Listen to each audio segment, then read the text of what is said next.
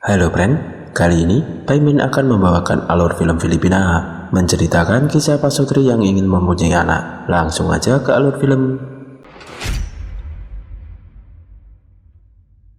Film dimulai dengan wanita muda datang ke sebuah rumah besar. Wanita muda itu bernama Marta. Di sana, Marta disambut baik oleh pemilik rumah yang bernama Isabel. Marta akan menjadi ART di rumah itu. Kemudian Marta dibawa berkeliling rumah, lalu dia diantarkan ke kamarnya. Setelah Marta ganti baju, Isabel langsung mengajak Marta ke peternakan mereka dan mengajari cara mengurus hewan ternak. Awalnya Marta jijik karena harus mengurus babi. Malam harinya, Isabel mengajak Marta makan malam. Namun mereka tidak boleh makan terlebih dahulu sebelum suami Isabel pulang. Tak lama, suami Isabel yang bernama Rod pulang.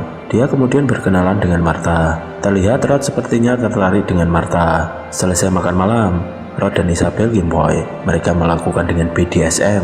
Selesai gameboy, Rod ngobrol dengan istrinya. Rod mengatakan kalau Marta ini dibawa oleh Tuhan untuk mereka. Sedangkan di kamar, Marta membayangkan sedang adu mekanik dengan pacarnya. Pagi harinya, Isabel histeris karena babi yang baru melahirkan beberapa anaknya nggak selamat. Marta yang berusaha menenangkan Isabel justru dimarahi Isabel. Siang harinya Isabel meminta maaf pada Marta karena kejadian yang barusan terjadi. Isabel curhat kalau dia sudah beberapa kali keguguran, jadi dia sedikit trauma. Isabel lalu memberi tawaran pada Marta. Dia ingin memiliki anak dari Rob, tapi yang mengandung adalah Marta. Isabel berani membayar mahal untuk tugas itu.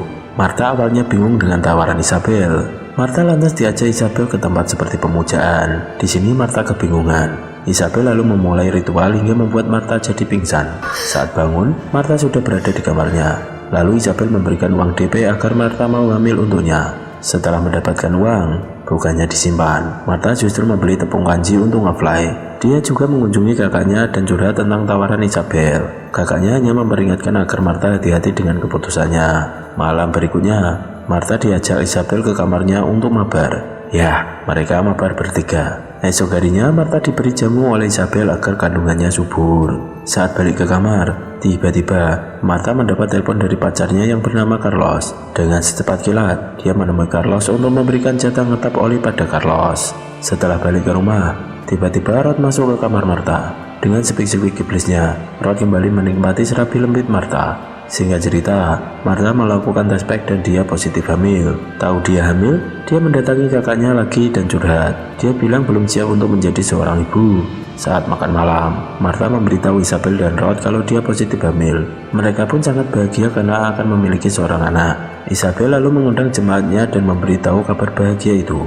Lagi-lagi, mereka melakukan ritual aneh dengan dalih untuk keselamatan bayi dalam kandungan Marta. Hari berikutnya, Marta menemui Carlos lagi dan mengajak Carlos untuk adu mekanik. Selesai gameboy, Marta cerita kalau mereka akan memiliki banyak uang. Marta juga cerita kalau dia baru saja mengunjungi kakaknya di rumah. Terlihat Carlos marah setelah mendengar Marta menemui kakaknya. Kini kandungan Marta semakin besar. Dia juga curhat pada kakaknya tentang kondisi dia saat itu. Kakaknya hanya memarahi Marta karena keputusan konyolnya. Marta balik lagi ke rumah Isabel. Saat bangun tidur, dia sadar kalau HP-nya hilang. Dia pun bertanya pada Isabel. Namun Isabel menjawab kalau dia tak tahu tentang ponsel Marta. Saat sedang tidur, Marta mimpi buruk. Setelah bangun, dia pun ketakutan dan segera mengemasi barang-barangnya. Dia memutuskan untuk pergi dari rumah itu sebelum hal buruk menimpa pada dirinya. Namun sayang, pintu gerbang terkunci. Marta yang frustasi tiba-tiba didatangi kakaknya. Dan ternyata kakaknya ini sudah meninggoy. Kemudian flashback beberapa waktu yang lalu. Marta pulang ke rumah kakaknya bersama Carlos. Melihat Marta seperti anak pang semenjak kenal Carlos, kakaknya menasihati agar Marta putus saja dengan Carlos. Namun Marta tak menggubris saran kakaknya. Dia justru meminta uang tapi kakaknya tak memberikan uang. Kemudian Marta izin untuk tinggal bersama Carlos di rumah itu untuk sementara waktu. Kakaknya memperbolehkan Marta tinggal di sana karena dia dapat panggilan kerja jadi pembantu. Hari berikutnya, Carlos yang tak tahu diri meminta uang pada kakaknya Marta. Carlos juga mengejek kakaknya Marta karena gemoy. Karena Carlos tidak punya sopan santun, mereka pun bertengkar. Baku hantam pun terjadi dan Carlos menguliti kakak Marta hingga lock out. Karena kebingungan, mereka berdua lalu membuang jasadnya. Beberapa hari berlalu, kini Marta dan Carlos jadi buronan. Marta melihat berkas kerja kakaknya. Dia pun memutuskan menggantikan kakaknya jadi pembantu. Ternyata, nama asli Marta adalah Gina.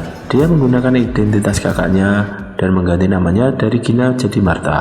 balik ke Isabel dan Rod. Mereka berdua sedang menonton berita di TV. Berita itu menginfokan penemuan jenazah, dan pelakunya adalah Martha dan Carlos. Rod ingin melaporkan hal itu pada polisi, namun dicegah Isabel, karena Isabel tak ingin kehilangan anaknya. Mereka berdua lalu memanggil Martha alias Gina untuk disidang. Isabel dan Rod kemudian bilang sudah tahu semuanya tentang Gina yang jadi buronan. Isabel dan Rod ingin melakukan ritual lagi, agar Gina menurut dan tidak kemana-mana. Namun Gina melawan dan berhasil mengulti mereka berdua. Pada akhirnya Martha berhasil keluar dari rumah itu. Dia pun menuju ke klinik terdekat untuk lahiran. Martha dan bayinya pun selamat. Dan film pun selesai. Pesan dari film ini adalah, salah pilih pacar bisa jadi sesat. See you, jangan lupa subscribe dan jangan lupa bahagia.